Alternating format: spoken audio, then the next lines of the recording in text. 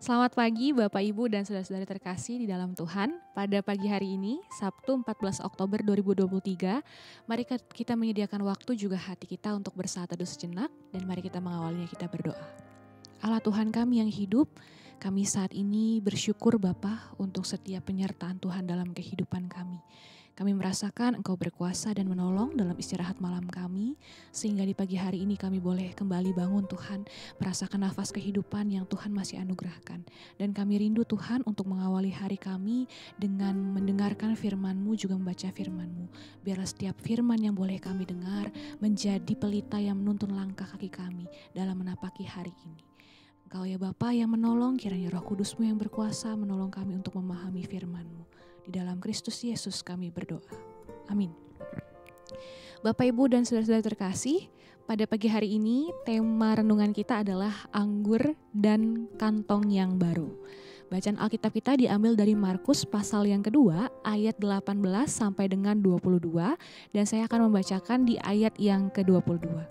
Tetapi anggur yang baru hendaknya disimpan dalam kantong yang baru pula. Jemaat yang terkasih, sistem peragian dibutuhkan untuk mengubah buah anggur menjadi minuman anggur atau yang kita kenal dengan wine.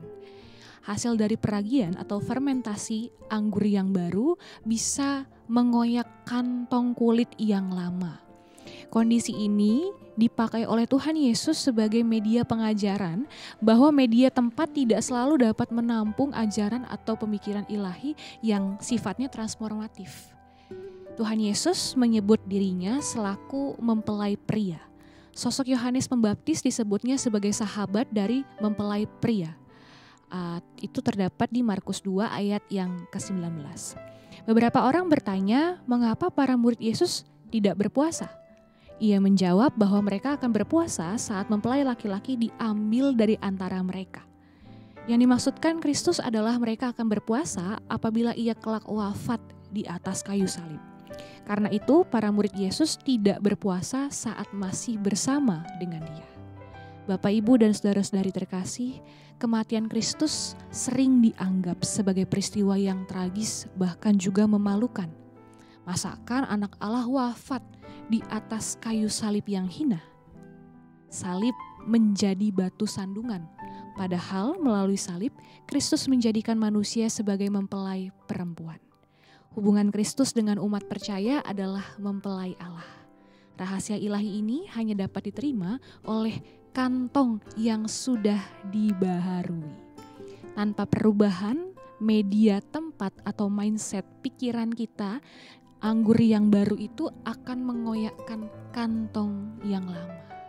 Tanpa ada perubahan pikiran kita, Bapak Ibu, maka itu akan merusak pemikiran kita. Pemikiran atau ide yang cemerlang sering diabaikan karena kapasitas otak kita telah usang. Maka Bapak Ibu sekalian, kiranya Roh Kudus menolong kita untuk mempersiapkan kapasitas kita, mental kita, sehingga bisa mengolah, menampung kebenaran Tuhan yang membebaskan kita. Mari kita menutup renungan ini, kita berdoa.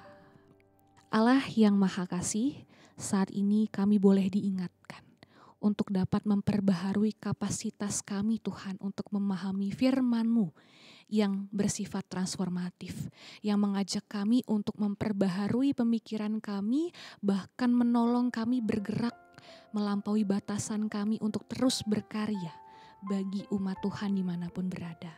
Tapi seringkali Tuhan dengan pemikiran yang lama, dengan zona nyaman kami merasa itu hal yang sulit dan kami enggan untuk berubah.